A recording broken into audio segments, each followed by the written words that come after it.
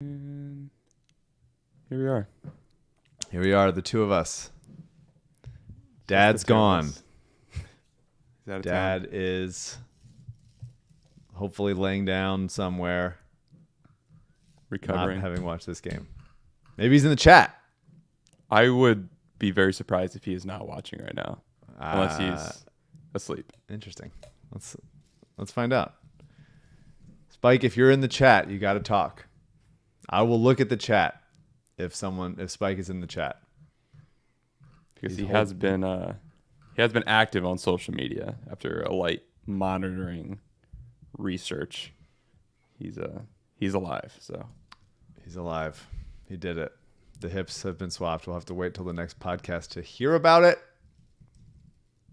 That's right. But we'll get there. Two losses to discuss. Great.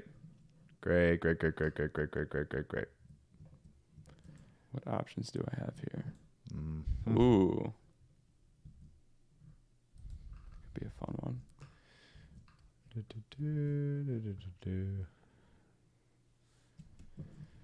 Get my box scores ready. Mm-hmm. This is an interesting point because in such close proximity to Spike having done a solo pod, you're kind of going pod for pod right now with Spike. I don't want to go solo. I need somebody to play off of. To see who's I'm not a monologuist. I'm gonna be talking to you. You're not going away. I'm gonna be doing a lot of smiling and nodding. Wow. And looking off to my other monitor. True. Oh man.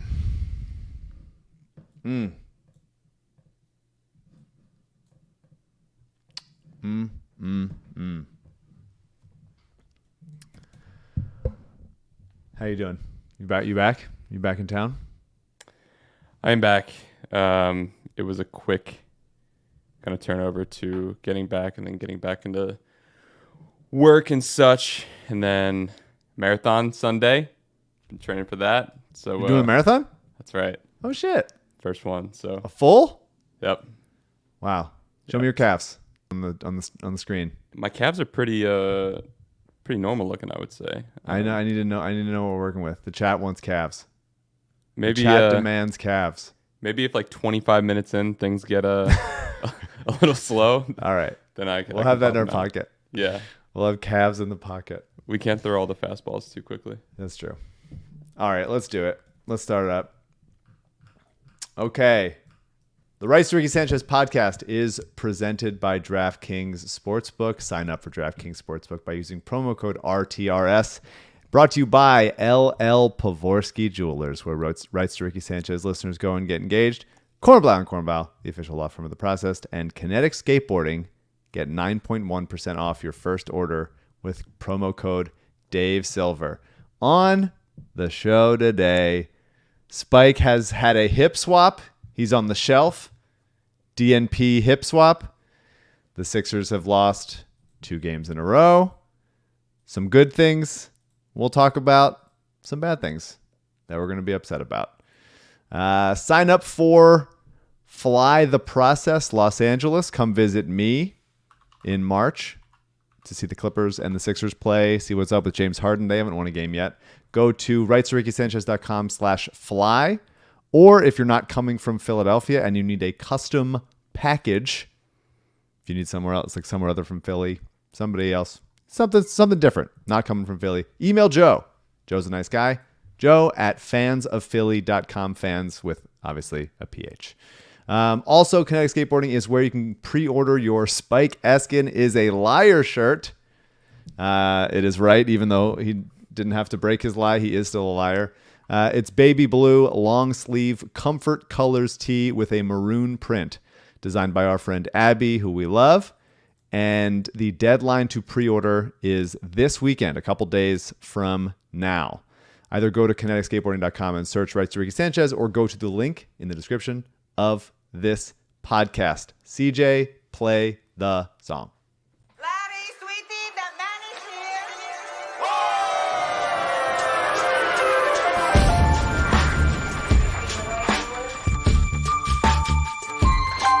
Say the name. I say the name. I say the name. We were right, y'all. We were right. Even when it went wrong, we were right. We was right, y'all. We were right. So say the name. Say the name. We were right, y'all. We were right. Even when it went wrong, we were right. We were right, y'all. We were right. So say the name. Say the name. Say the name.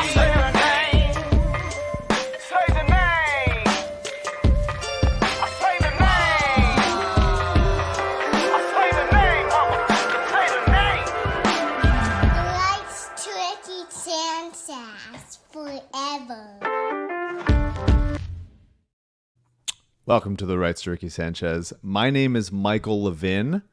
Spike is recovering from hip replacement surgery. So we have CJ in what looks like a very small box here. The small CJ box. Yeah, I'm keeping myself smaller mainly, one, to hide, and then two, when I'm doing clips of this pod later, you are bigger, so the video will look cleaner as opposed if it was this, you're smaller. So this is not something I would like. I want CJ as big as possible. I want to be a tiny little nothing. So we will have our friend Caitlin Cooper, who covers the Pacers, on later this podcast to talk about the back-to-back games the Sixers and Pacers played. But for now, we got me and CJ talking about the Celtics game that we just watched. An unpleasant game, largely, although there were moments of good stuff. The Sixers defense has really taken a step back. I think part of it is obviously the wing depth not being all the way there. Nick Batum is very good. Kelly Oubre has been very good. We'll talk about him later, I'm sure. But ultimately, the defense just hasn't been good enough. Too many guys just not stopping dribble penetration and requiring Joel to leave somebody and them getting easy looks out of it. Happened in Indiana, happened in Boston. And the defense that has looked so swarming and menacing even a lot of times, although there were stretches where they looked pretty good, most of the time, the last couple nights, they have not looked like a playoff level defense. I thought there were a ton of miscommunications on defense. I thought that Boston took 50 threes in this game, which is a lot, and they only hit 18 of them. And it felt like they could have hit way more. It felt like they missed a lot of wide open ones, and the Sixers got lucky to survive those. And Derek White is just incredibly good. Derek White's never missed a shot. I've never seen Derek White miss a shot. He's certainly never missed a big shot. It's always there. He had 27 points tonight and made the Sixers pay 1,000 times. And Al Horford, once again, doing what Al Horford does, which is make me regret my life in every choice I've ever made. Mike O'Connor had a good tweet talking about how bad Horford was here and how in between that torturous year, on bookending that torturous year. Here it is. yeah, this was CJ put it up there. Horford was so bad that the Sixers benched him for Korkmaz, and the team got vastly better. Back on the Celtics, playing this well and torturing the Sixers is simply one of the most infuriating things I've ever experienced as a sports fan. Undeniably true. Undeniably true. Joel has gotten the better of Horford a number of times, but he never looks comfortable with Horford on him. And anytime he faces up and does his little like jab step, pump fake, anything, it seems like Horford's going to get a hand on something or make him take a really difficult contested shot. Something about Horford's length or his long arms or his positioning or his strength or core strength, something really Horford's obviously a good defender. That's not like a surprise, but Joel has beaten good defenders before and has had less of a difficult time on good defenders before. And on a back-to-back, Joel played really bad. This is one of the worst Joel games that we have seen in a while. Now, statistically, it doesn't look that bad. 8 of 16 from the field for 20 points, 9 rebounds, and 7 assists, and only 2 turnovers. But he was a minus 25, and you felt it. You felt like they were worse when he was out there. B-Ball Paul was a plus 15 in 14 minutes. Joel, Horford's getting a hand on strips. He's just making it tough on him. There were a couple times when Joel like put him in the basket and got physical with him, and I think that was nice. He had a nice running hook. I like seeing that in between game that he worked on this offseason. But too many mental mistakes. I find it hard to believe that Joel only had 2 turnovers. Didn't it feel like more than 2, CJ? Yeah, we got this voicemail at halftime. The vibes were a little better at this point, but it kind of highlights this Embiid talking point. Time of the Sixers Celtics game, and Jaden Springer is getting interviewed on the sideline. This is like a process fever dream to me. The one complaint that I have about this team is with 21, Joel Embiid. I don't know if I'm just broken from last season. Like, I love the Sixers team, but the only guy on the team who annoys me, who I see all the flaws, and I know other guys have flaws, but the only guy I notice is Joel Embiid. Every time he gets stolen from behind, every time he mopes on defense, the Pacers game last night was disgusting.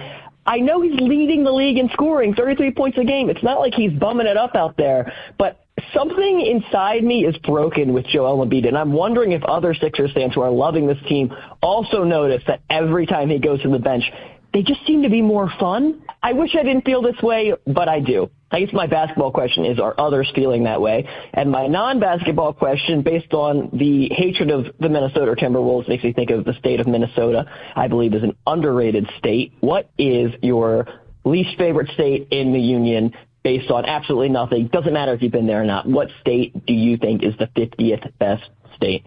Love you guys. Take care. Legally, I cannot comment on my least favorite state, but Politician CJ checking in. If you would like to answer those 2 thoughts. I don't know that I have a least favorite state. I'll have to think about it. I'm pretty easily charmed by anywhere. I can get swept up easily. You know, we shot in Memphis for Young Rock last time. I was just in Mexico City. I had a great time. Obviously, it's not America, but like, there's just a bunch of places. And anytime I go to a new place, I'm having a good time. There's a nice, give me like this is a coffee shop in a place I haven't been. Beautiful. It's a good way to look at it. Thank you. Joel we hold him to a very high standard.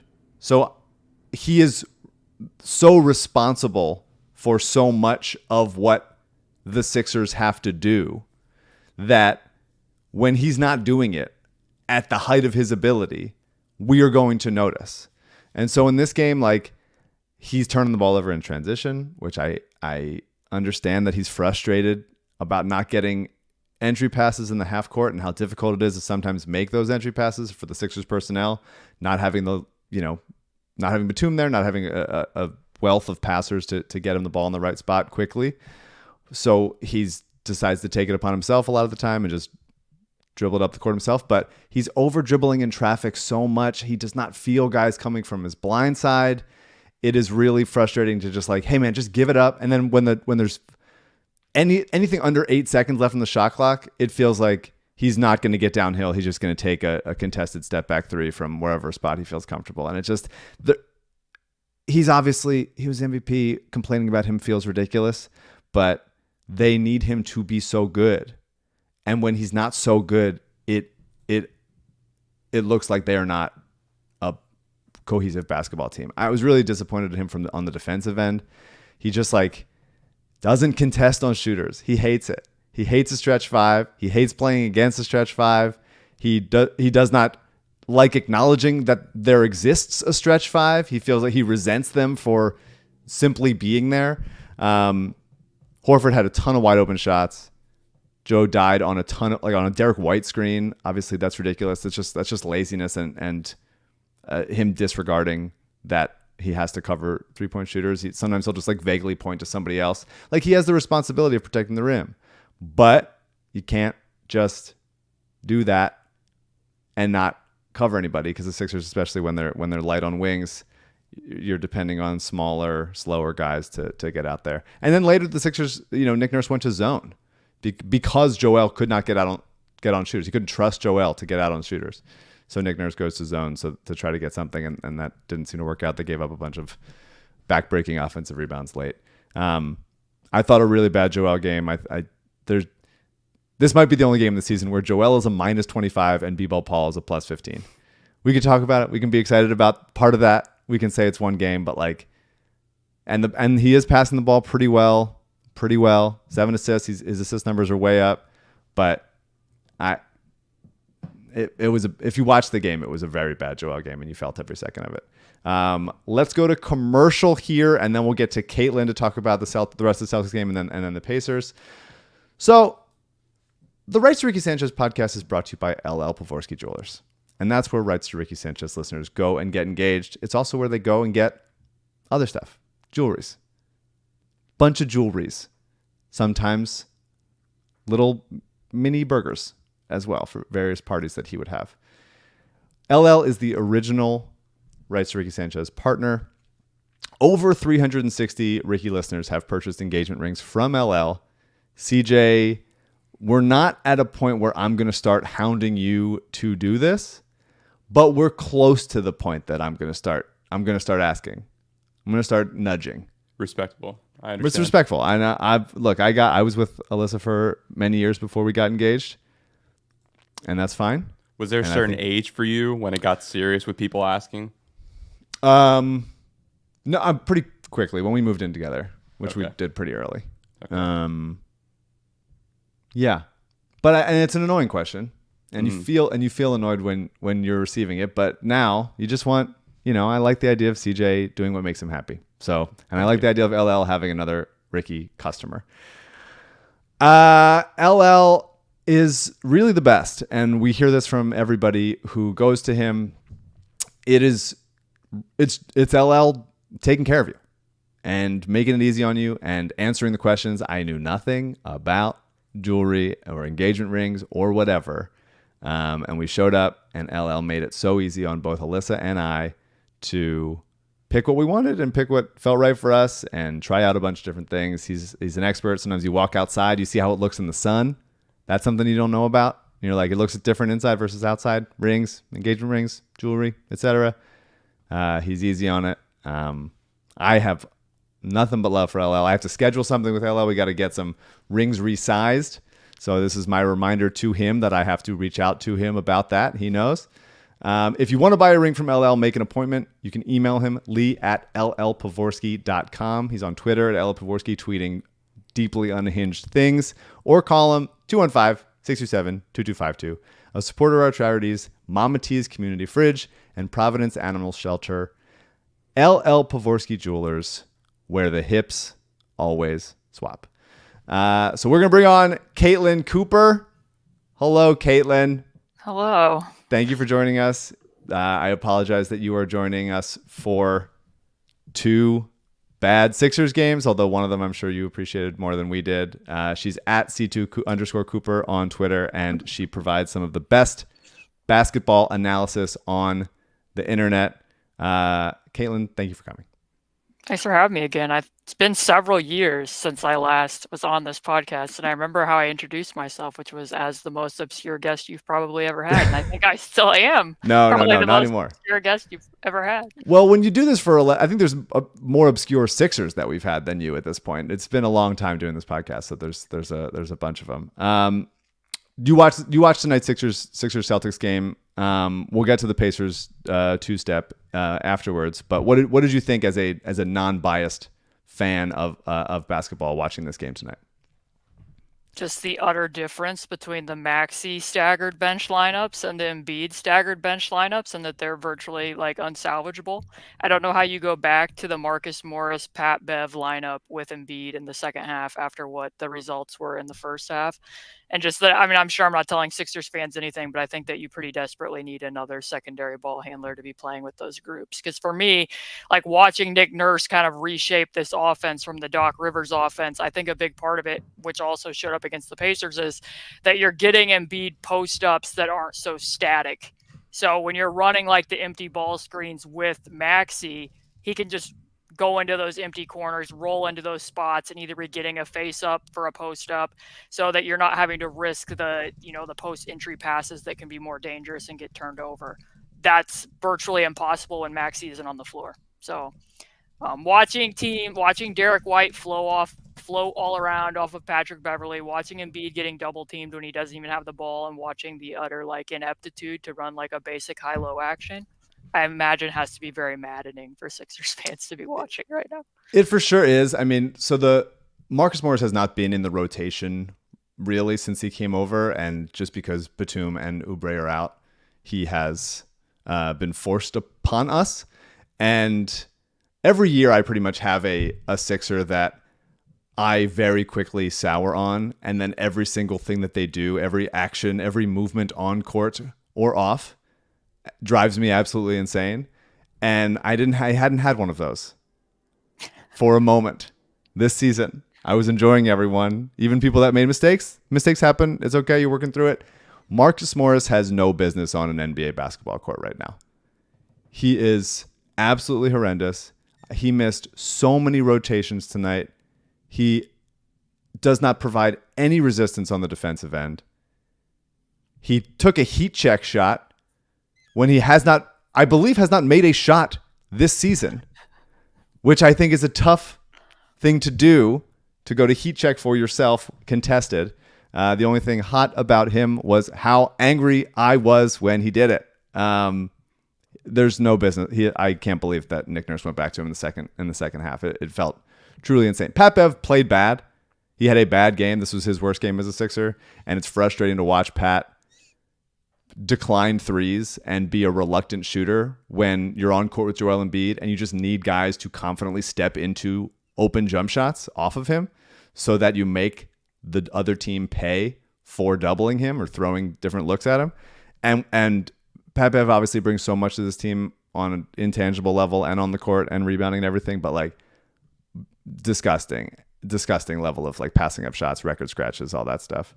It had been Melton being that secondary ball handler without Maxey on the court running 10 minutes a game or something. And it felt in this game like they were trying out, could Pat Bev do that? And allowing Melton to just be a sort of two-guard defense first catch and shoot guy. And Melton played a nice game. His shot has come back to him. He was 5 of 6 from deep, had a bunch of nice rebounds. Having him have fewer responsibilities, I think, is good. But they are absolutely hopeless without Maxey having the ball in his hands, especially when Joel is not playing at the height of his abilities. They know that they need another ball handler. It's just a matter of, like, as Daryl said in this podcast, are we going to spend resources on a guy who would not otherwise make our rotation just because he can handle the ball, just because he can make a pass, and finding someone that is both better than, Daniel House and also has the skill set that this team needs is actually very important, because though similar to backup 5, when the Sixers did not have a backup 5 for year after year after year, those 10 minutes, those 8 minutes where you feel like nothing happens is like a total morale drag. And the whole team feels it when you just can't get anything going on the offensive end. What did you think about watching Tyrese Maxey tonight? Obviously had 50 in the first game against the Pacers and then struggled a little bit in the second game. How did you feel watching Maxey tonight? I mean, the unit that was out there with him certainly provided a spark. I mean, it's the Jaden Springer thing. It's like what you said. Like, the debate between Jaden Springer and Marcus Morris doesn't matter all that much, because eventually you hope Oubre is healthy and playing again, and Batum. I mean, I think I'll ask you as the Sixers expert. I felt that against the Pacers as well. Is Batum the best post-entry passer on this team? He's the best post-entry passer the Sixers have had in 40 years. Like, they have. This is not a new problem that the Sixers have. So his connector attitude and just like ability to just simply and quickly make the right play is a huge asset to this team. And hopefully they said he'll be back maybe Friday, if not Friday, Sunday. So yeah, he's definitely a big miss. But on the Maxey front, like in the fourth quarter, I felt in particular that the stretch where Embiid turns it over in the corner and Derek White and Tatum double team him there and rip him and then get the and one. Yep. And then Maxey ends up getting blocked at the rim. It felt to me like that was too much mismatch hunting. Like, they clearly wanted to get Sam Hauser in space on those two particular actions. And I guess it kind of speaks to Embiid's overall kind of a performance. Like, if you're that focused on getting Hauser in space that you don't want to go to Embiid as your initial, like, primary option there against Horford, that kind of just speaks to the overall tone of the game. But I didn't love that particular processing. And then on the one kick out, he ended up like getting that shove push shot, but he was so far back off the 3-point line when Embiid's getting doubled for him to pass out of it that he wasn't even positioned to be able to catch and shoot in that particular setting. Yeah, I thought Maxey was pretty great. Boston is such a tough matchup for him. I mean, they're a tough matchup for anybody. They're a good team. They play hard. They have a ton of switchable guys. But I thought this was a nice game for him, finding a balance of making difficult shots and taking the right shots. I wouldn't mind if he decided to put it on his back more, but they were +9 in the 39 minutes he played, and then a -19 in the 9 minutes he didn't. And you felt that. He's very good. He had a great blow by, this whole season right now until they make the trade that whether they decide to make the trade before the deadline or not, is about Maxey as a lead guard. And watching him go and read and be a better read and react player is just huge for his development and the team's success this year and going forward. And he had a really nice blow by, and he felt the defense collapse onto him. And instead of trying to go up through contact and get blocked, he felt it and sort of slid and had a nice kick out to Tobias in the corner. That was great. I thought that they had a nice two-man game, him and Joel. I think that part of that, again, in this matchup is he doesn't have quite the ball handling and variety of ways to score and get to his spots aside from blow by or step back. It's that in-between game for himself is still something that I think he could work on. And that's why the play that I loved was he had a hesitation blow by that he went by Drew, and then he sort of bounced off Hauser going vertically and finished off that. That was really nice. The floater that you mentioned where he attacked Drew's closeout and finished with an N1, that was huge. And the other thing, I'm loving watching him take control and organize the offense and get what needs to happen. Like, he's the point guard. You tell people where to go. You got the ball in your hands. You're their best way to get good offense. And so he calls for a screen. This is early in the fourth. He calls for a screen. B-Ball Paul comes up to set the screen because that's what B-Ball Paul does. And he has Derek White on him. And Maxey's like, fuck that. Get him out of here. And he waves him off. And then Covington comes up. He sets a screen. Maxey gets Luke Cornett on him, and he cooks him for a step back. And it's just like him deciding, what can I do? What do I need to succeed was really helpful. And the step back is obviously incredible. He did get teed up for the first time in his career, which is insane. Refs couldn't be softer. They're the softest people on the planet. And I thought it was a good, playing against. Talk to me about what you feel about Maxey defensively, because he's had a bunch of really nice plays on the defensive end in those Pacers games. Had a couple big blocks and there's effort plays that he's going to make, but Drew a couple times tonight kept trying to get him on a switch and just put him in the basket. And I wonder, you were talking about mismatch hunting on our side, on the Sixers side, and it not working out. But this was an example of mismatch hunting and it working for the Celtics, of getting good looks out of it. What's that look like to you?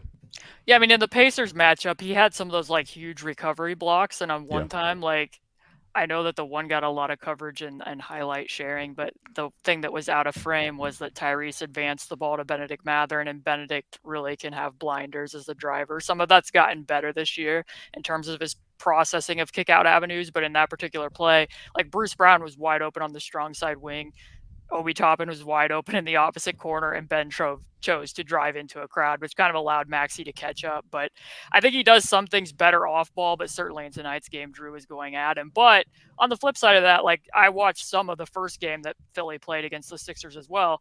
And this was a tougher game for him because Drew was guarding him from the tip. In the prior game, Drew was guarding Joel Embiid. Mm-hmm. So he was taking the tougher matchup from the get-go of this game. And also just in comparison to the Pacers, obviously Boston's defense is considerably better, but even just running that empty ball screen action that they killed the Pacers with on 5 out of 6 possessions on Sunday, that's a lot harder to run against Boston because they're icing it. They're sending Maxey baseline and they're flooding somebody over clear to the strong side, which speaks to the steps that he's taken this year, that they're willing to give him that much attention.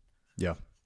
It's a frustrating game to lose because I do think they had good contributions from Jaden Springer off the bench. He was a +20 in 20 minutes. He played the entire second quarter.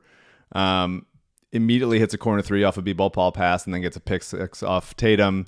Later, he had a big save to trigger a fast break. He picked Tatum's pocket for a nice reverse dunk later. That was fun. And he had a nice hard baseline drive where he was physical and finished through contact there. Like, he's going to make mistakes. He's going to turn the ball over. He's going to look a little bit lost on defense, but his athleticism and quickness and strength, and especially if he is taking open threes, that's playable. And there's no reason why Dan House or Marcus Morris should be playing over him, or in this case, Pat Beverly, who really was very bad tonight. And so Springer played the most minutes out of anybody on the bench, which is certainly a rarity, and I wonder what that looks like going forward. I thought it was a great B-ball Paul game. We've said that a little bit, but I thought he had a couple really nice passes, which I always like seeing from a big man. There's no reason why he shouldn't own the offensive glass against the Celtics. They're either too slow or too frail against him. He should be getting to everything, and he had 3 nice offensive rebounds, couple putbacks. I would love to see more dunks. He has funky finishes, but I'm a guy that likes dunks. Touch is nice. Dunks are better. And he hit a 3, which was huge, and huge for my brand. And I would have much rather had. Nick Nurse talked about it. Daryl talked about it. Like, will B-ball Paul play some 4 next to Joel? Is that going to look like something that he could do? A little additional weak side rim protection, especially without Batum there, who's provided some of that. And to not play B-ball at the 4 on a game he was playing so well in, when Marcus Morris is getting minutes there and doing absolutely nothing, I thought was a big mistake from Nick Nurse. I understand like limiting B-ball's role and going like, just do this thing, focus on this stuff. But in a game when you're shorthanded, like and B-ball's playing successfully, having another defender out there that could also get you other opportunities would have been nice, I thought. And I thought they made a mistake not doing it. I also thought it was a nice Cov game. Robert Covington making plays off the dribble. Had a nice little hook shot, baseline drive through contact, couple nice plays off the bounce. A little like Tobias-y almost, which was weird. And it was over 5 from 3, which you can't get it all with Covington. You never can. But 2 putback dunks, that was nice. I started calling him B-ball Cov to myself on my couch, and he always gets you a ton of strips. I thought it was it's nice to see him like fitting in. He played like 16 minutes in that second Pacers game, and I thought that was bizarre. He played 37 tonight. He should be a big part of this rotation. He's a good player. Let's go to our second commercial, and then we'll talk about our home and home with the Pacers, or just 2 homes with the Pacers. The Rights to Ricky Sanchez podcast is brought to you by DraftKings Sportsbook. You know, in the NBA, I'm going to say this like I don't have the ad read right in front of us. In the NBA, the game can change in an instant. But no matter how the action unfolds, you know DraftKings Sportsbook has your back. This week, new customers can score $150 instantly in bonus bets just for betting $5 on basketball. Win or lose, you get an instant dub. CJ, talk to me about an interesting looking bet you see on DraftKings right now. Yeah, so a lot of things are striking my eye, but I figured we could do a little Vegas Mike while All right, hit we're me at with it. Yes. Well, first, I guess this was more of a spike thing. So you saw that he put the Maxey MVP bet right after the 50-point game. So that was at plus 25,000 that he got that bet in. What do you think Tyrese Maxey's MVP odds are at right now? Prior to the 50-point game. No, after. So it was plus 25,000 as soon as the game ended. They've changed since then. What do you think they're at now? They're better now. They're better now. Give me plus. I'm gonna say it's a lot. Plus 12,000. Plus 15,000. Okay. 10,000 jump. Not bad. That's big. We got Joel at plus 700, and Jokic is sitting at first with plus 200. We got the Eagles and Chiefs. What do you think? Have you looked at the spread on that? I haven't looked at the spread. What do you think it is? And it's in Philadelphia. Taylor Swift dad is supposed to be there. Might be wearing Kansas City gear. That'll be tough. I think Taylor's career is going to fall off a cliff if she shows up in Kansas City stuff. I think it's hanging by a thread if she does that. I'm going to say Eagles. Both teams coming off a bye. Eagles 1.5. Eagles plus 3. Eagles plus 3. Plus 3. Yeah. Wow. Eagles plus 3. Okay. And then this one kind of surprised me. Well, honorable mention, Jalen Carter is the favorite for Defensive Rookie of the Year, which is pretty sick. Oh, that is sick. And then MVP odds. What do you who do you think is number one in MVP odds? I know CJ Stroud's making a jump, but probably not quite there yet. could be, you get your Tyreek Hill, maybe Lamar. It's Jalen Hurts. It hurts. Yeah. Plus 280. Mahomes right behind him at plus 300. Okay. And then this last one. This one pissed me off. Super Bowl. Birds are at plus 550. There's 2 teams above them. Who do you think is favorite to win the Super Bowl? Kansas City. 49ers. Plus 500. Oh. Right? Bizarre. What are we done? I guess when they're healthy, they're good, but they haven't been. Download DraftKings Sportsbook now. The app. Use code RTRS. New customers get 150 instantly in bonus bets for betting $5 on basketball. Only on DraftKings Sportsbook with code RTRS. Gambling problem? Please dial 1-800-GAMBLER. You have to be 21 or older. See show notes for details. Okay, Caitlin. 2 Pacers-Sixers games. I notoriously love the Pacers. I love Tyrese Halliburton. I think he's tremendous. I had him very high on my board that year. Thought people think his jump shot is weird and think that he must be bad. That simply is not the case. How are you before we get to the specific games? How do you feel currently about your Pacers?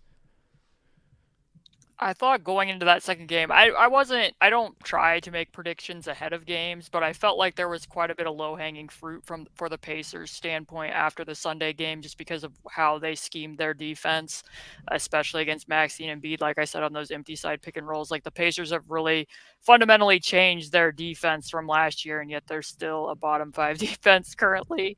So like last year, they really had an exaggerated presence at the nail. They were pretty overzealous with the low man. Had to do quite a bit to protect Halliburton against mismatches. They did more peel switching. This year, they've really geared it around. They want to defend individual matchups. They defend the pick and roll 2 versus 2. So they really weren't bringing people over there. They send all of the action middle towards Miles Turner, and pretty much everyone else stays home. So they limit 3-point attempts pretty well, but they're getting wrecked in the paint, which is what Sixers fans would have been seeing on a lot of those plays at the beginning of the game. And then because they're late switching on those pick and rolls, they give up a lot of offensive rebounds, hence 23 offensive rebounds. So I felt like if they tweak a little bit that, send a little bit more help, maybe they muddle up some of it. The offense is just so overwhelmingly good that they just have to be, they just need to not be terrible on defense. They can be bad defensively. They just can't be terrible, which is what they managed to achieve in the second game.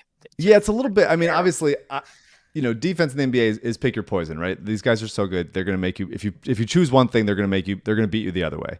I have always hated helping. I think NBA teams help way too much. I think there should be more of an onus on players to defend one-on-one. And the Sixers tonight, and a lot of times in Indiana, especially once the screens came, they just had a tough time keeping guys in front of them. And against the Sixers, you can help because the guys don't want to shoot. There's not enough shooting help from the perimeter of those role players, especially if Pat Bev's out there, if Springer's out there sometimes, B-ball, whatever.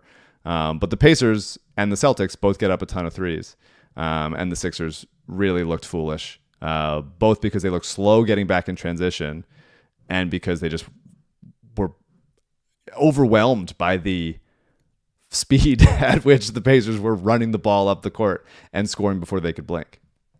Yeah, I mean, and the thing is, too, is like the Pacers' transition frequency is still about the same as last year. It's like 17%, which that's a little bit lower because a lot of teams are running this year. Everybody wants to load up in transition and get as many possessions as possible. But their half-court offense is number 1 in the NBA. Last year, that was like 21st. And, of course, a big part of it, what you're referencing there, is Tyrese Halliburton. Because he's not taking a ton of more shots. He's taking some. His usage is bumped up a little bit, but his efficiency has somehow gotten even better. He's way above 50, 40, 90 right now. And the things that you would tell a team, like if somebody asked me, how would you guard Tyrese Halliburton? The Sixers did quite a bit of it, to be quite frank, because you want to start picking him up very early. Obviously, you want to try to slow him in transition. You want to try to topside him, try to deny him the basketball. Patrick Beverley was doing that. They had to run sets through Bruce Brown. They were running sets through TJ McConnell. They were running sets through Andrew Nembhard, with Tyrese being the screener, which I think is a growth area for him that he's really shown at the beginning of this season, is his ability to play off ball and kind of be connective tissue in addition to being a star. And then even on the last play when Tyrese hit the dagger, like this has happened to Patrick Beverley twice now. There is a little bit of long-standing beef between the two of them, but you want to weak Tyrese to his left because he wants to go to his one dribble escape 3 to his right, which is kind of quirky for a right-handed shooter.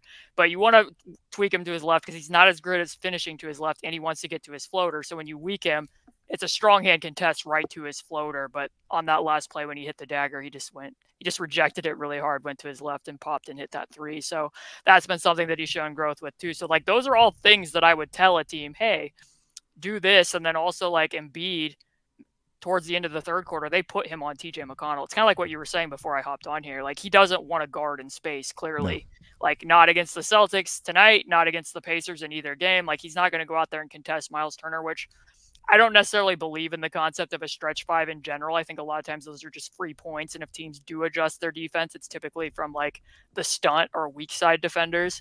But what Embiid's problem kind of was late in that game was they started using McConnell as the screener. So then he has to be up in order to contest Halliburton. But beyond that is like he gets into a one-man zone and he just starts pointing to where the switches are. And then he loses track of who his guy is. So like Halliburton's just like, oh, I'm just going to go set a pin down for Nesmith. And Joel Embiid's like, oh, wait. Like that's where it shook out in the wash. I didn't even realize I was guarding Nesmith. I'm just pointing generally. Somebody else is going to see where I'm pointing and I'll just keep standing here. Can you interested to hear what you thought. Can you elaborate on why you don't like or believe in the stretch five concept? Because I don't think it actually stretches the defense. Like I just think it's free points. Like if the big hits enough threes, then like tremendous. But like I've watched Miles Turner for a long time, and it takes a lot for teams to adjust and actually be sending the rim protector in a way that you think, oh, this is stretching somebody out away from the basket. Like there's so few, but like Porzingis does it somewhat, and Jokic does it. Vucevic at his height when he's really hitting threes. There's very few people that I would depict as an actual stretch five in terms of rotating that. Usually if they are affecting the defense or putting the defense into rotation, it's coming from a weak side stunt. The thing that I like about it is at least it clears the paint for a ball handler to get to the rim, whether or not there's a big back there or not.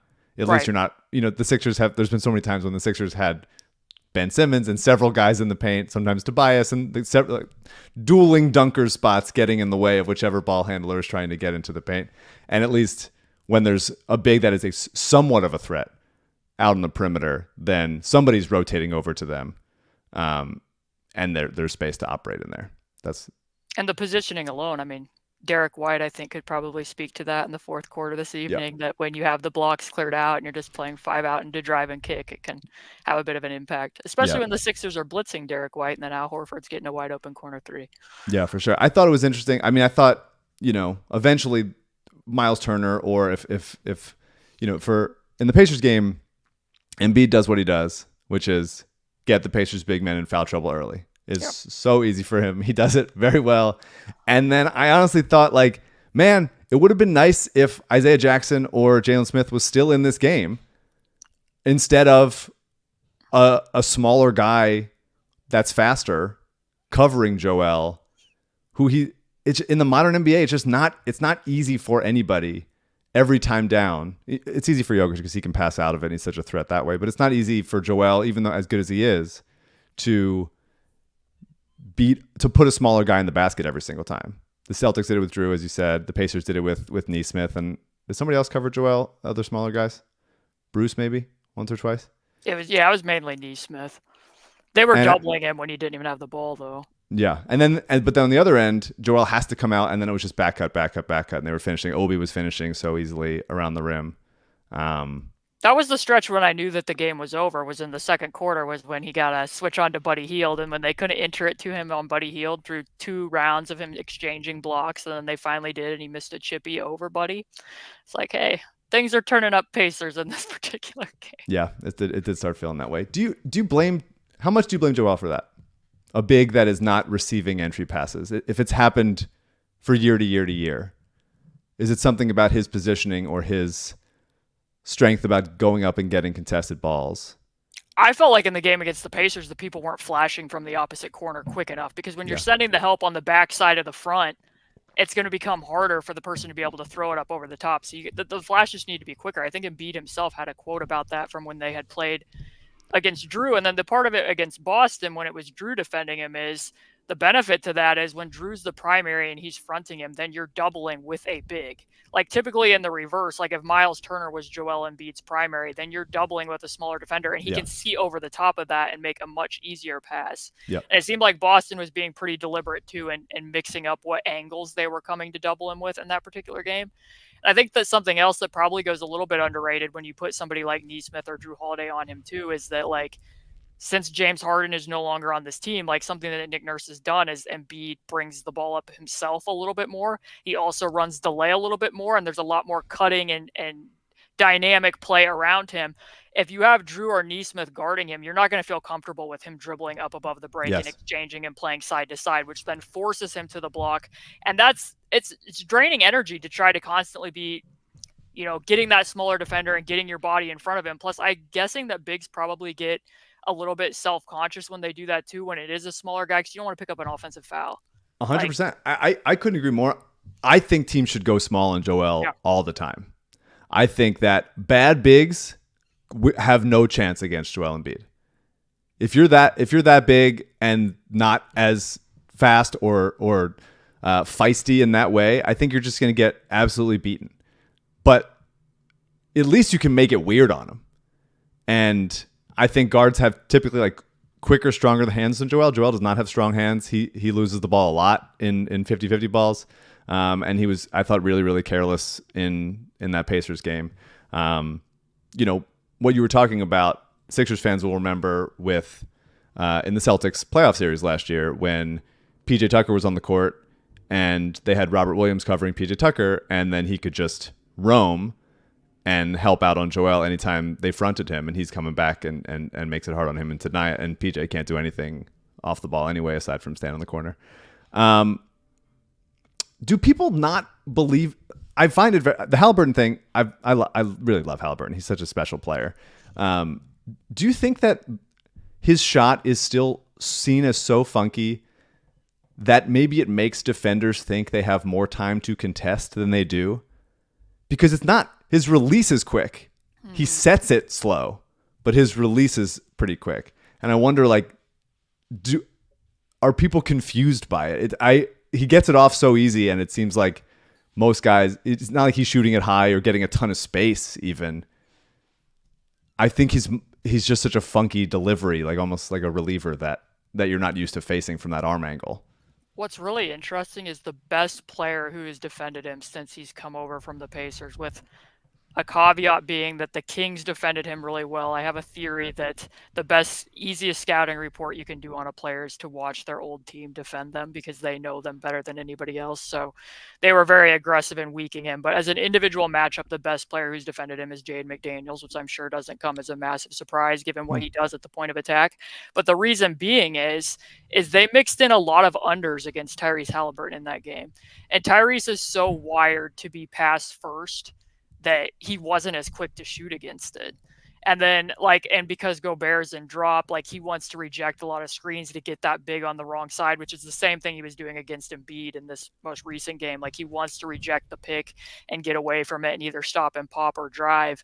That then he wasn't getting McDaniels off of him. So I think to your point there, there's not a lot of defenders who are capable of doing what McDaniels did in terms of being able to duck under and still surge out to contest if he goes into that shot. But I mean, there might be something slightly towards that. I think he's pretty decent just with the escape dribble three, especially to his right. Sometimes it's a 1-2 step. Sometimes it's a one step where he can create enough separation. And just because he's pretty lightning quick at rejecting picks, that lets him get away from that, especially when he's going to his left as well, that he can typically get off enough separation that it doesn't impact him. Yeah. This was probably Obi Toppin's best game as a Pacer, at least offensively. Yeah. Why did this happen? I'm not an Obi Toppin guy necessarily, although I think Halliburton unlocks him in a way that the Knicks didn't.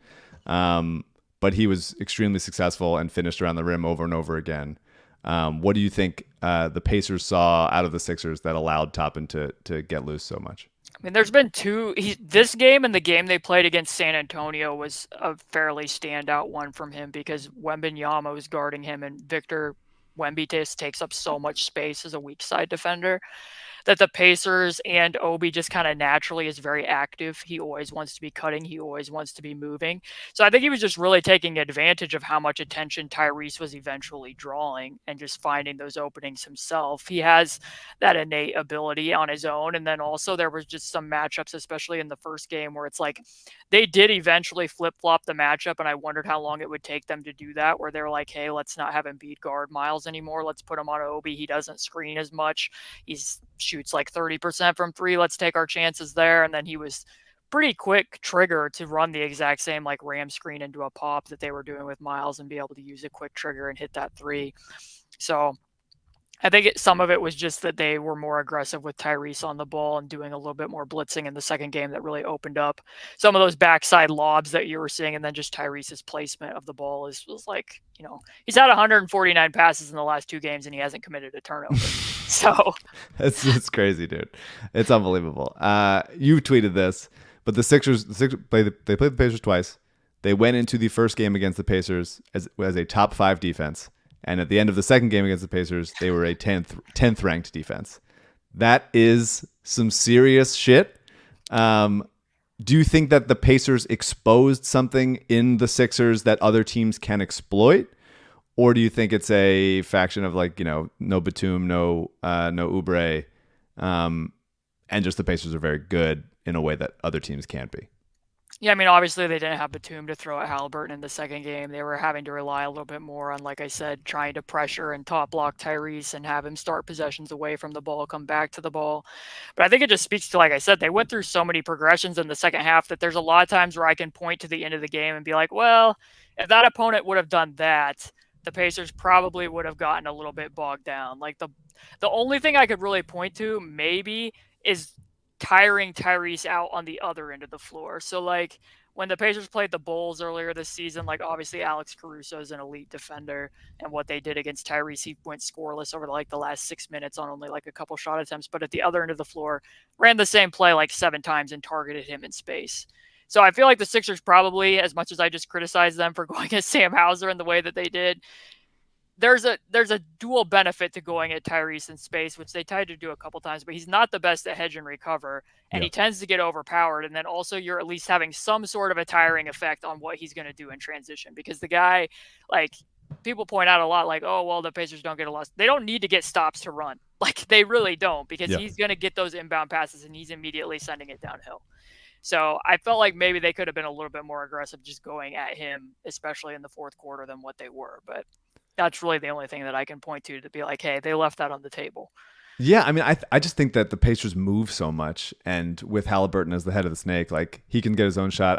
I loved. I mean, he's such a funky player. That little hook shot that he had off the glass going right. He could freaking do that. I didn't even know he had a running hook in his back. He just has it, man. There's just some guys who just like, they look like they're playing basketball in their basement, and he's just like, I'm figuring it out. I got it. I can do this forever. I can do this around the pole, around the sump pump and whatever.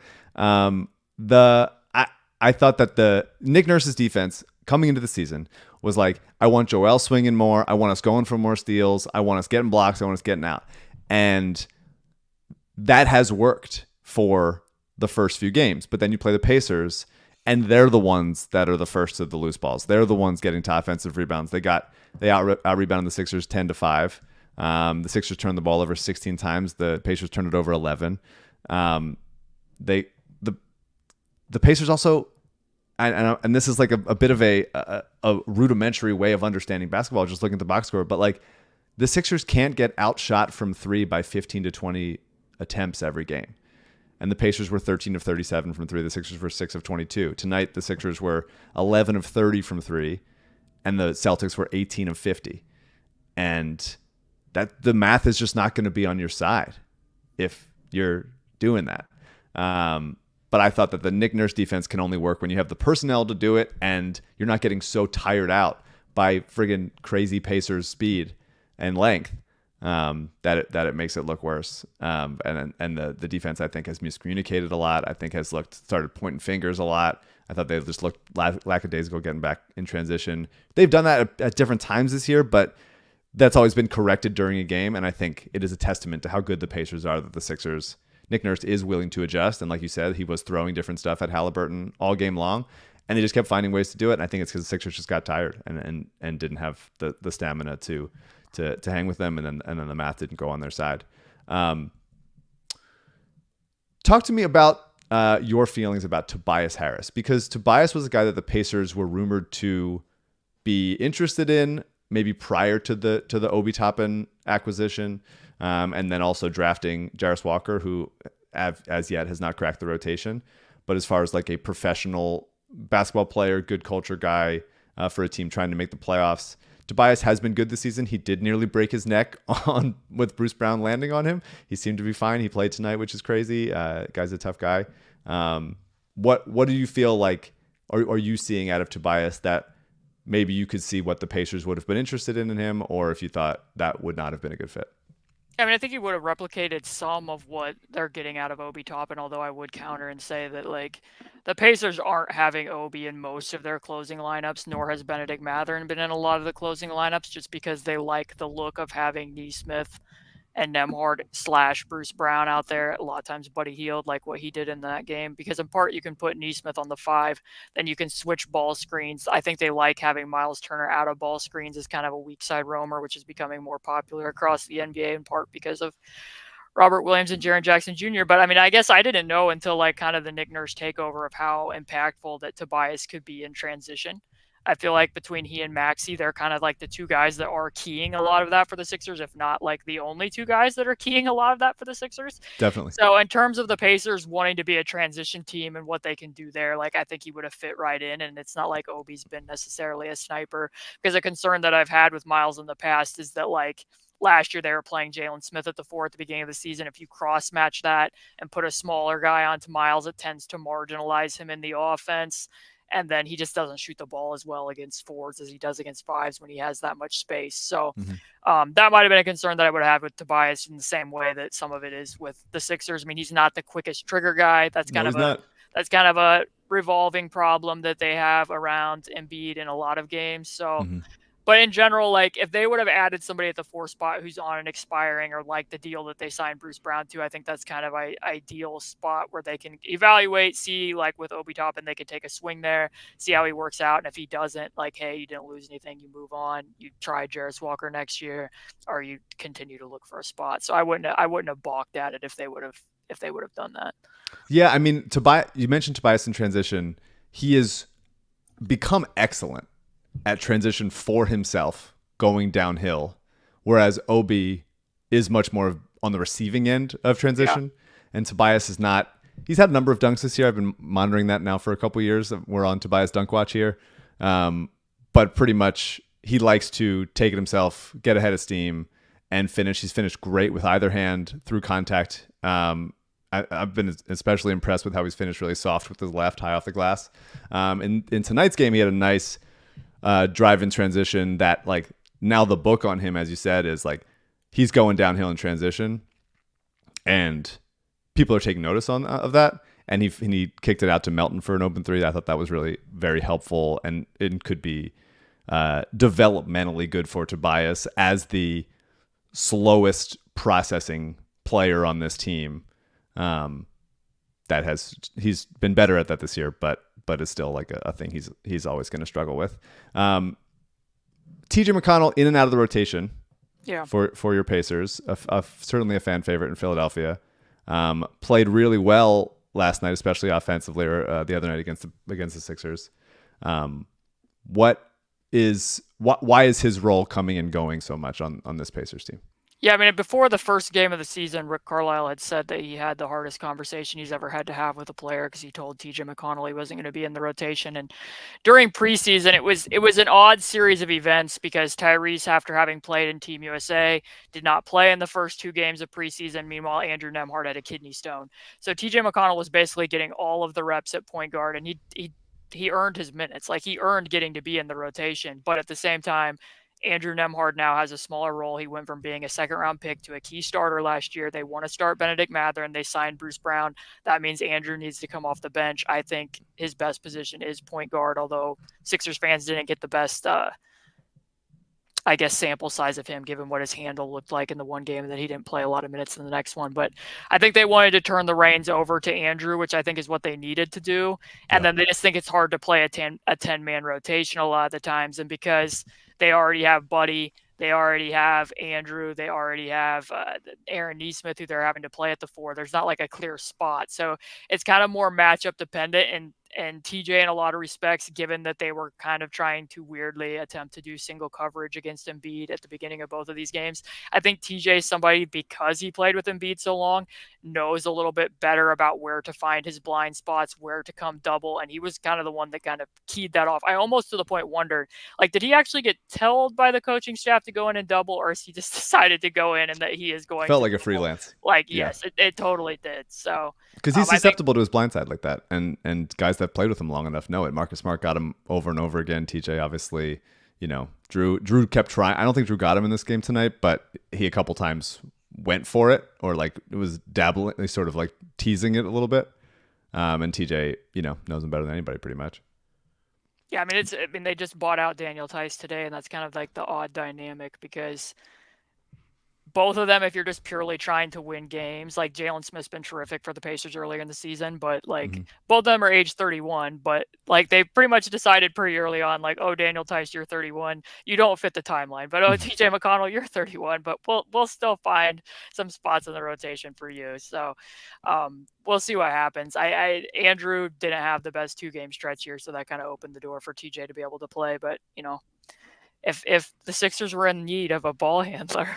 Yeah, I don't know. I think Daryl's not a TJ guy, and that extra year on the contract, I think, would be prohibitive. But Buddy Hield is a guy who asked for a trade before the season started.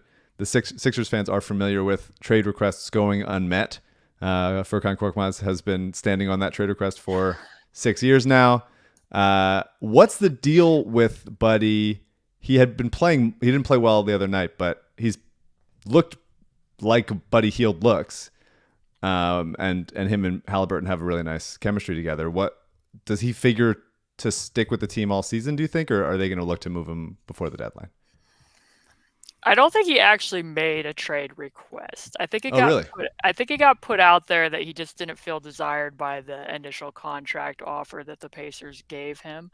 I think that he would probably be willing to test the market. And from the Pacers' perspective, it sounds like, from what I've heard, they weren't getting like overwhelming offers for him. And because of the way that they play, Tyrese is clearly the engine of what they do in transition, but Buddy is very much an extension of it because of his ability to stop and pop in transition, the way he can fill at the 45, and then like they're just not a team that isolates. And one of the main things they do if Tyrese does get a switch is Buddy's a ghost screener. Like that's how they reignite the offense and get to the next action. So even though he went like 1 of 5 in that second game, he was still in the closing lineup, and he was still a key part of the dagger that Tyrese hit, because he was the stack screener and it messed up the Sixers coverage. So even when he's not making shots, teams defend him like he's going to make shots. And he has added a little bit of passing ability there. So I think from them, and because of how close Tyrese and Buddy are on and off the court, I don't think that they will be opposed to chancing it and seeing what happens in free agency next year with him, because not a lot of teams have cap space. Like, hey, and then if he walks, you can look at Tyrese and be like, hey, we offered him a contract. He chose to leave. Like, we didn't trade him somewhere else. We didn't trade your friend. He left. Right. So like, and if they were getting something overwhelming that was going to be of greater value for them, certainly they would think about it. But I just think right now they haven't necessarily gotten anything that's moved them, from what I understand and have heard. Yeah. Do you think that the Pacers are 7-4, third in the East right now? Obviously, Milwaukee's gonna get better and get up there. Do you think that this team is, a historically patient, non-splashy move type of franchise? But Tyrese Halliburton is maybe one of the 15 best players in the NBA.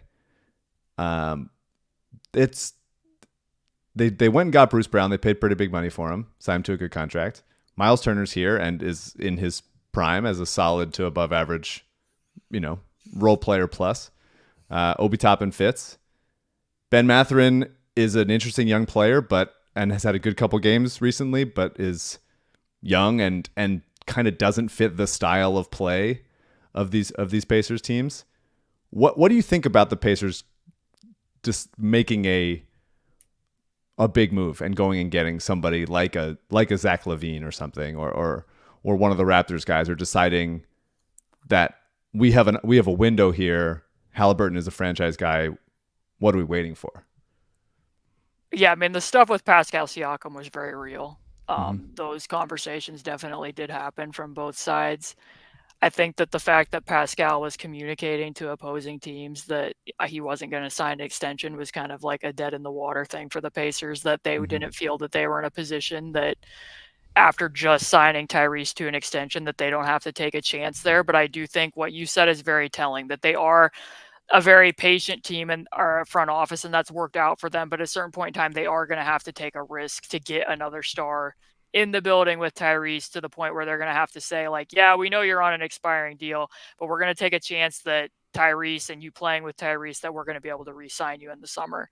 And if you think that the perfect fit's Pascal Siakam, or you think that the perfect fit's OG Anunoby, I think that you probably what the Raptors asking price was over the summer or last year at the trade deadline, they're not going to have as much leverage now as they did back then, because they clearly, like, I don't fully understand from the Raptors perspective. If I have an all NBA type player, I'm not waiting to see how Pascal Siakam fits with the Darko offense. I'm signing the all NBA player. And if I need to trade him later, I will, because then he's going to have extra years on his contract. I'm going to be able to potentially ask for more, rather than, and it's not exactly, apples for apples, but Fred VanVleet walking and you get absolutely nothing, because you don't anticipate Houston offering him the massive bag of money, which not another team can offer Pascal more money in the same sense that Fred did. But you see the point.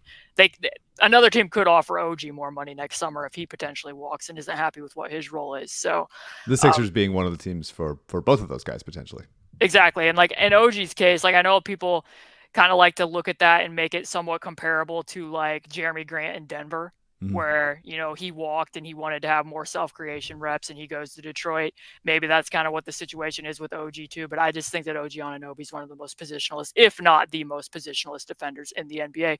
For some of the things that we just said about limiting Embiid and being able to throw guys like Drew Holiday or Aaron Nesmith on him, OG's the perfect type of player to do that with. And if the Pacers don't want to have Miles Turner in ball screens, or the Sixers don't want to have OG or don't want to have Joel Embiid in ball screens at times, he is somebody that you can put on opposing fives, switch out to ones. He's a reactive defender.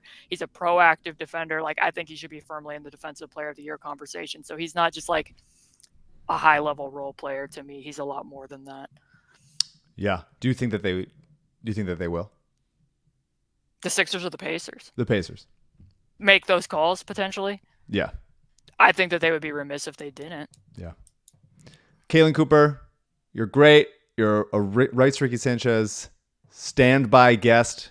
We love having you. We'd love to bring you back, maybe for a Sixers-Pacers playoff series that would drive me insane, because they are very good, and I think that it could be a sneaky, difficult matchup for the Sixers. Thank you so much. Follow her at C2_Cooper. She's very good. She knows what she's talking about, and she's one of us. So thank you, Caitlin. We appreciate it. Thanks for having me on. Actually, will you endure an awkward moment of sincerity from me? Yes. Right Whoa. Yes. Awkward moment of okay, sincerity. so last year when Vox Media decided that Indie Cornrows wasn't a website worth keeping and that my writing wasn't worth keeping around either, there was a listener from the Rights to Ricky Sanchez who sent me an email telling me how much they liked listening to me on the podcast years ago. So I just wanted to tell the listeners of this podcast, this is a hardcore fandom. Like, the people that you guys have listening to this regularly, the fact that they even remembered the fact that I was on that podcast. That's very nice. Well, thank you for saying that. There you go. Thank you to that listener for sending that very correct email. Shout out Indie Cornrows. Shout out Old School, SB Nation, Liberty Ballers, etc. Somebody pay Caitlin to do great work. Thank you so much. Thanks for having me. So we will move on to talk about CJ. Pop back on here for a sec. Let me see you. There he is. We're going to talk about the Kelly Oubre thing in a second. But first, Kornblau and Kornblau, the official lawyer of the process. Look, we know Adam. We had to find someone who was as crazy as LL about the Sixers and about their work, and also someone who happened to be my camp counselor. Those are the things that we needed, and that's why we went to Adam. He's very good at what he does. His parents built this amazing law firm in the 80s. Now he's running things. He's trustworthy. You're going to get attention right from Kornblau. There is not other lesser non-Kornblau named people that you're going to be dealing with. It will be Adam. It will be Adam, and it might even be too much Adam. You're going to be like, man, Kornblau, I'm trying to go to bed. and you're trying to talk to me about personal injury. But he's great, and we love him, and we appreciate him. He explains things in a way that you can understand. I don't know anything about the world. And so if I were to get in a personal injury lawsuit, which at work, which is interesting because I'm out, this is work for me, CJ. So if it happens, if you injure me here, then there's evidence of it. Yeah. I would need Adam to explain the things that I would need to know because I don't know them. Adam is going to be aggressive for you. He's going to get results for you. If you're in an accident or you get hurt, don't lie. Don't be a hero. It's very funny that we're talking about this before the Kelly Oubre section, but I'm doing the ad. Call Adam. This guy's for you. He's got offices all over the area, but he will come to you if you need him. They specialize in all aspects of bodily injury. If you think you may have a case, give him a call, shoot him an email. Costs you nothing to do that. 215-576-7200. Ask for Adam or email kornblau@kornblauandkornblau.com. Can you believe how easy that email is to say and write? Adam Kornblau, the official law firm of the process. So, okay. While I was in Mexico City at a wedding, Kelly Oubre, it was reported, gets hit by a car at, where was it? Broad and Locust? That's what it said? Yeah, there was conflicting reports on the location. I think the hit was at Broad and Locust, and then he walked over 2 blocks west, and then that's when apparently he was checked out by medics. But okay. Yeah, Center City. It was reported that he broke some ribs. One rib. Spent the night in the hospital, but was discharged relatively soon after, was resting at home. There was reports that the Sixers had sent him a nice voicemail or a nice video message. Then later on, they went and saw him. He was at the facility doing some bike work, stationary bike, per Nick Nurse. And then today you started hearing whispers of another report, and that the police claim that they have not found any video footage of him getting hit by a car in a very highly trafficked, busy area of the city. CJ, you're nodding like you're going to say something. Go for it. Yeah, I've just seen a lot of takes from this. It's been a little frustrating. It can be seen. I bike often in the city, and I know that this is something that could happen very easily.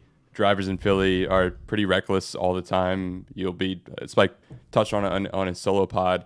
So many people are on their phones all the time, and that's just one thing. Like people not stopping at stop signs and stuff. So I don't think that this is the craziest thing to believe. So seeing all what's a crazy thing to believe? That he was hit by a car. Oh no, of course. I mean crossing the street. Did it say he was on a bike? No, so we got a little breaking news during the pod. TMZ got video of him entering his apartment after a Ring camera footage. I guess we can pop it up now. So this. Oh my god! This was released in the middle of this pod today.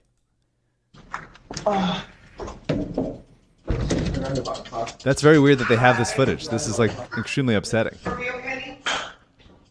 Oh no! Why do they get this footage? TMZ fucking so weird, man. Strange. Yeah.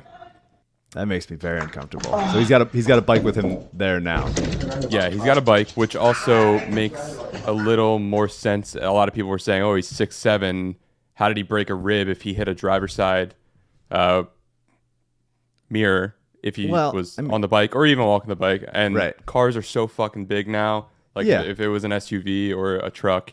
Or you like scrunch down to try to avoid it. Like nobody's doing like CSI investigation stuff and saying like whatever.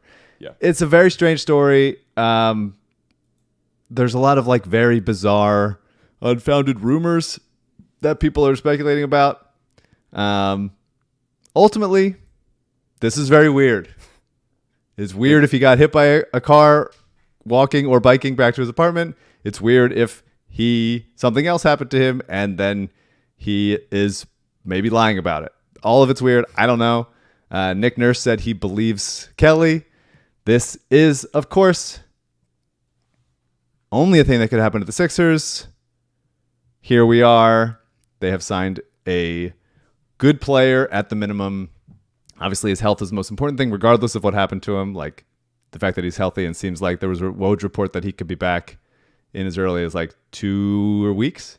Yeah, which is great because it seemed like it was going to be a lot longer than that, right, when it was reported the first time. But seeing as he seems to be healthy, now it just goes into the bucket of strange things that happen to us. I was on the podcast. I was on Dan Devine's podcast on Yahoo for the Ball Don't Lie podcast. That his segment is called the Divine Intervention, which I recommend everybody listen to. Dan Devine is great. Former Ricky guest multiple times. That was great. I listened to it. Very hard to search on YouTube because it's just a bunch of like gospel stuff. You spell it the other way. Yes, you have to spell it Divine Intervention, like his last name, Dan Devine, with an E. And he was asking about, it was a long conversation about the last 10 years of Sixers basketball and how I feel about it, and how you go in, you go out, we're so back, it's never been more over, all that fun stuff. And the thing that I tried to impress upon Dan in this interview is every team fan base thinks that their team is particularly hated by the gods in some way, or unlucky in some way, or feudal in some way, or hapless, or just bad for long stretches of time. Obviously, there's a ton of teams in the NBA and in every sport that are bad and have been bad for a while and have not broken through. The Sixers not making a conference finals since 2001 is not a unique thing to them, although it is unique in the NBA, as far as a pretty decent franchise goes. But the thing that separates the Sixers from everybody else is all of these kinds of stories. Markelle Fultz, Ben Simmons, Zaire Smith, Jahlil Okafor, Andrew Bynum. I'm just naming the names of players. I'm not even saying a single specific. The confetti game. I'm going to pull up this short that I made a few months ago that someone in the Reddit pointed out, thinking that I hadn't made the short, and then I had made it. So I was pretty happy that I was okay. Good. Let's hear it. From you. Celtics, Heat, and Bucks fans upset. I don't really understand it. The Celtics have been good every single year. They've had tremendous success. They've gotten to conference finals. They've gotten to the finals. They have young, good players still. And they keep remaking their team because they have assets. I'm burning through all my notes already. The Heat obviously have made the fucking finals like 7 of the last 8 years or whatever, and had long success when it was LeBron, Wade, and Bosh. And the Bucks just won a fucking championship. Their fans feel anxious or angsty. Look at us! Look at us! What are we doing? What are we doing? How are we still here? Oh my God. Still haven't made a conference finals. Every year it's a new thing. And I know that by February or April or whenever, there's going to be a new thing that we can't even imagine right now. We can't even conceive of it.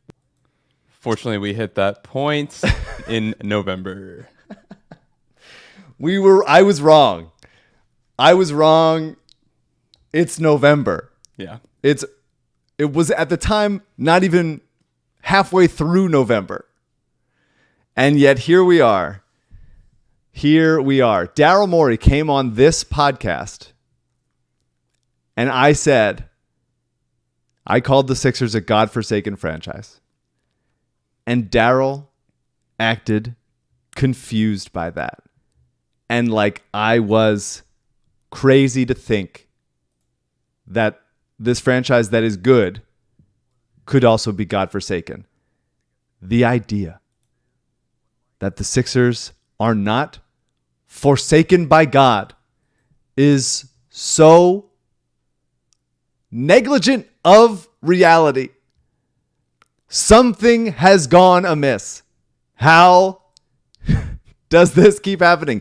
They traded for Andrew Bynum in 2012. And every year, every moment, everything since then has been so weird. And it's going to be a new thing. I'm not going to name a month this time. But here we are. Here we continue to be. It does seem like you might have some personal involvement in these mysterious acts. We did get a voicemail regarding this. Listen, it is what it is. When Mike left the country to go on his honeymoon, the Sixers were undefeated in the playoffs. And now he leaves the country for a wedding, and Maxey goes nuclear for 50. And I'm not blaming him. Nothing is his fault. He's not banned from the pod. I'm saying we have to harness this. We have to use it. This is a magical gift. So now, if the Sixers make the playoffs, if they make the second round, in the deciding game, not game one, and whatever is the deciding game, that day we crowdfund, put all of our money in, and send Mike on an all-expenses-paid trip to Canada to get the job done. This might be what it takes to make it the year. How do you feel about Canada?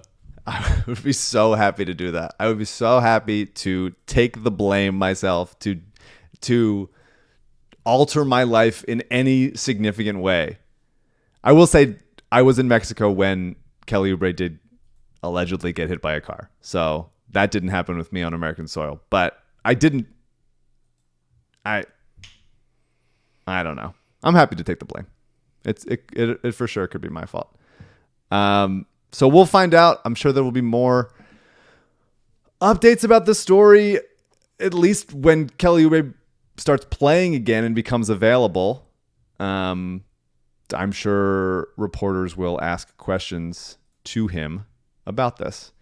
Also, we should mention Zach LaVine of the Bulls, of one of the best shooters in the NBA, one of the best scorers in the NBA, has become publicly available. The Bulls are bad. The Bulls have tried to do the same thing over and over again. The three guys that they have as their core players are not good enough. And it seems like they're finally ready to move on from this era of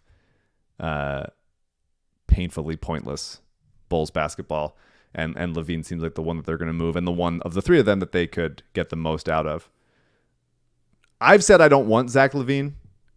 Not because I think he's a bad player. He's obviously an incredibly special offensive player. And I do think that, especially the more you watch the Sixers team, man, they really need somebody else that can penetrate from the perimeter and get decent looks and make some passes, although LaVine isn't consistent with doing that. I just worry about the defense a lot. And especially as the defense of this team struggles like they have over the last week or so. It really seems like Joel, the NBA is good. NBA teams are too good that Joel by himself and a couple good defenders cannot make up for two below average defenders, which Maxey is sometimes and LaVine definitely is. How do you feel about Zach LaVine, CJ? Yeah, we also got some voicemails on that, but I figured we would wait for the. We can wait for Spike. The Star Hunter section. Zach LaVine did hit a game tying 3 tonight with seconds remaining, and then Paolo won the game on the other end. Paolo, so, my Magic. Yeah, your Magic. I love that. Won the game. So, do you feel like the team? You know, I'm writing about this for the rights to RickySanchez.com. What is the expression? I filed a story. Yeah. It's been a while since I was a journalist. I filed a story with our medicated friend Spike Eskin. Yep. Via email today, about when the time is right to make the move, and knowing what we don't know. Could we get somebody in the offseason? Could we get somebody now? Is this guy going to become available in December and the offer is going to happen then, or is it going to wait until the deadline? And when do you pull the trigger? And we talked to Daryl about that, and he said that's like the hardest decision that a GM has to make, and ultimately you just don't know, and you gotta make a call. And I don't think I'd be good at this part of the job. But in the idea of a threshold of this guy is worth it or not, do you think if Zach LaVine became available mid-December or whatever, and the Chicago wanted to do it like before the new year, because the threat of them getting hurt, right, and then the trade value going down obviously is pretty real. Do you think for you is Zach LaVine good enough that this Sixers team just needs another star type player and you would do it? I think he's very electric and could be incredible, but also it's hard to say yes to that and fuck up the momentum of this team now. I mean, my opinion could absolutely change on that if they lose another like 4 games, and then I'm like back to the bottom and needing a change. But yeah, and then thinking about what Daryl was saying, like I don't think that they're gonna rush into anything. I think they're definitely working with some time now. But we'll see.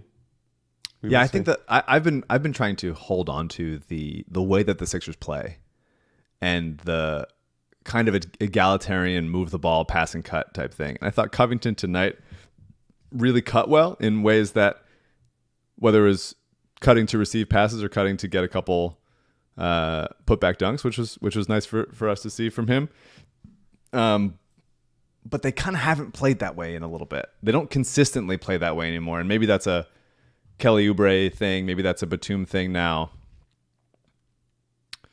Did you talk about Marcus Morris at all in your Celtics recap? Yeah, we talked. I mean, he sucks. Yeah, he's so bad. Not fun to watch at all. No, he's horrendous. I talked a little bit with Caitlin, but I didn't want her to have to sit there while I railed against Marcus Morris so much. He's horrendous. He's so bad. Montrezl Morris. He's awful. He can't do anything on either end. I think players are shooting 100% with him guarding them. He's atrocious. He used to be okay. He used to be fine. But guys get old, and he's bad. And if Nick Nurse goes back to him at all, over anyone, there is no one on the roster or on two ways that I would want to see play, that I would want to see Marcus Morris play ahead of. No one. It seems right that you have your guy now. I agree with that. I agree with that. I felt weird about it because Marcus Morris, like, I've never liked him as a player. There was a weird thing that him and his brother said about, like, sometimes we'll switch. Yeah. They were joking about that maybe, but, like, it's still so fucked up. But, like, we make girls think that we're the other one, and that's obviously rape and so fucked up. Don't do that. But I sort of got a little bit of warmth in my heart from, oh, he's a Philly guy and he's coming home to play for the Sixers, and he seems really excited about that, and that seems special. And so I was like, okay, that's fun. That's cool. Not too many, like, you know, Eagles have Philly guys in DeAndre Swift and Hassan Reddick in Alameda Zacchaeus. Why not? You know, this could be cool. But he's awful. He's atrocious. He's so bad now. He is slow. He is stiff. I don't think he can bend over. He's certainly not defending. There was time they were playing zone, and he ran to the other side of the zone to try to cover, to anticipate something. But he's so far away from there, and he's slow as shit now, that he just got there late and then never got back to his side of the zone on the low block. And they just gave a wide open three standing there. And he was just like, I'm 20 feet away from my position, just sort of holding on to somebody. He's really, really bad. And it's not going to matter. Nick Nurse is going to see that, and he's going to go in a different direction, whether that's Korkmaz until somebody gets back, or Dan House, who can't seem to break the rotation for any consistent length of time, or just a shorter rotation, or Bebo Paul at the 4. Plenty of options. But you're right. It does feel right that I have a guy that I hate now, who I do think sucks, who I do think has no business on a basketball court in America. So we got the Hawks on Friday. Hawks Friday, play-in tournament. They need to win it. They need to win this game. I think the odds of them winning the play-in tournament shot up to like plus 3,000. Wow. After that. Still possible, but a really bad loss. Both of these losses, the Pacers and the Celtics, were really, really preventable. And it was a failure to keep guys in front of you on defense, and it was just a lot of sloppiness. I don't believe the statistics that Joel Embiid had 2 turnovers tonight. It felt like a lot more. And he turned the ball over in a bunch of silly ways against the Pacers. He had 5 turnovers. It was cool that the Sixers shot 34 of 35 from the line against the Pacers, and you lose that game because you get outshot from 3 by a ton, and they get all the hustle stats. Just got to clean it up. The frustrating stuff is just like, move the ball, get to your spots quicker. Caitlin mentioned it, but like when you're trying to get the entry pass to the post, like send a guy to the high post, and it should come quick. It shouldn't be surprised by that. And it just feels like the Sixers a little bit, without Batum, without Oubre, are several steps slow to do that. And when Maxi's not scoring 50, which he's not going to do every night, like they can look worse. And this is a good wake up call for us. Two losses in a row. They need to beat the Hawks on Friday, or all the good feelings will instantly evaporate. But we'll talk to Spike. We'll see how he's feeling. We'll be back Saturday morning for you. Saturday morning for me. Spike will be back. We got a Ben Simmons update. Oh, good. With I'm not sure if he's keeping up on that, but it's eerily similar to Spike. I did send that to him. Yeah. In hopes that it would cheer him up. He didn't respond for a day. Yeah. And then I did consider if he died and what I would say on the podcast if Spike had died. But we'll talk about all that with Spike, who is alive, on Saturday morning. Thank you to Caitlin Cooper. Thank you to CJ. Thank you not to the Sixers who lost. We'll be back soon. CJ, are you down with TTP? Yeah, Lickface.